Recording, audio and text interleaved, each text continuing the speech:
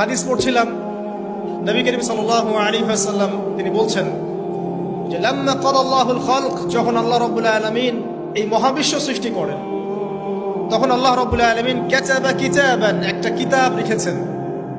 একটা কিতাব আছে আল্লাহর কাছে, কাতাবা কিতাবান ফাহুয়া ইনদাহু ফাওকাল আরশ, যেই কিতাবটা আল্লাহর নিজের কাছে আছে আরশের উপরে। সেখানে আল্লাহ পাক লিখে রেখেছেন, কি লিখেছেন? ইন্না রাহমাতি সাবাকাত গাদাবি, প্রতিটা ক্ষেত্রেই আমার রহমত, আমার দয়া, আমার করুণা আমার গজবকে পরাজিত করেছে। মানে আল্লাহ রাব্বুল আলামিনের গজব এর উপরে আল্লাহ পাকের রহমত অবস্থান করছে। জীবনের কোনো ক্ষেত্রে হতাশ হওয়ার কোনো সুযোগ নাই।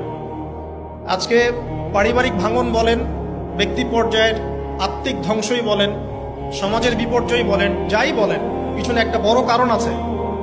সেটা হলো আল্লাহ থেকে দূরে থাকা মানুষ, আল্লাহ থেকে হতাশ হয়ে যাওয়া।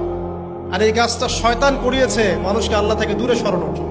কিন্তু আল্লাহ রাব্বুল আলামিনের কাছে কেউ যদি যেতে চায়, মন থেকে যদি আল্লাহকে একটা বারও ডাকে, আল্লাহ পাক এক ডাকের মাধ্যমেও তার গুনাহ মাফ করতে পারে। আমাদেরকে আল্লাহ রাব্বুল আলামিন তার রহমত থেকে নিরাশ হতে বারণ করছেন।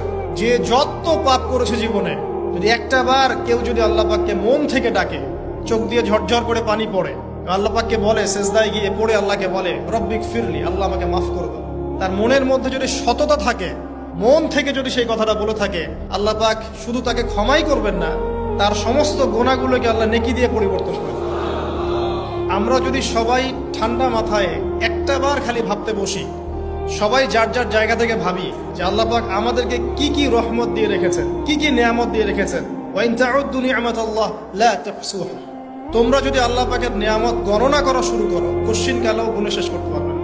আল্লাহ পাক সূরাতুল জুমারের মধ্যে বলেছেন, কুল ইয়া ইবাদিয়াল্লাযীনা আসরাফু আলা আনফুসিহিম, হে নবী আপনি বলে দিন, আমার বান্দাদেরকে বলে দিন যে হে আমার বান্দারা, তোমরা যারা তোমাদের নফসের উপরে জুলুম করেছো, সুদীর্ঘকাল নামাজের খবর ছিল না, যাকাত দিইনি, হজ ফরজ হয়েছিল করি নাই, সওম রাখিনি, আল্লাহর দিন এগিয়ে নেওয়ার কোনো চেষ্টাই করি নাই, সুদীর্ঘকাল হারাম খেয়েছেন, ঘুষ খেয়েছেন, জেনা করেছেন, বাদ্যযন্ত্র বাজিয়েছেন, অশ্লীলতা এর মধ্যে ডুবেছিলেন, মাদকদ্রব্য সেবন করেছেন, সুদীর্ঘকাল তোমরা যারা নিজেদের নফসের উপর জুলুম করেছো, লা তাকনাতু মির রাহমাতিল্লাহ, তোমরা আল্লাহ পাকের রহমত থেকে নিরাশ হয়ে যাও, তোমরা আল্লাহ পাকের রহমত থেকে নিরাশ হয়ে যাও না।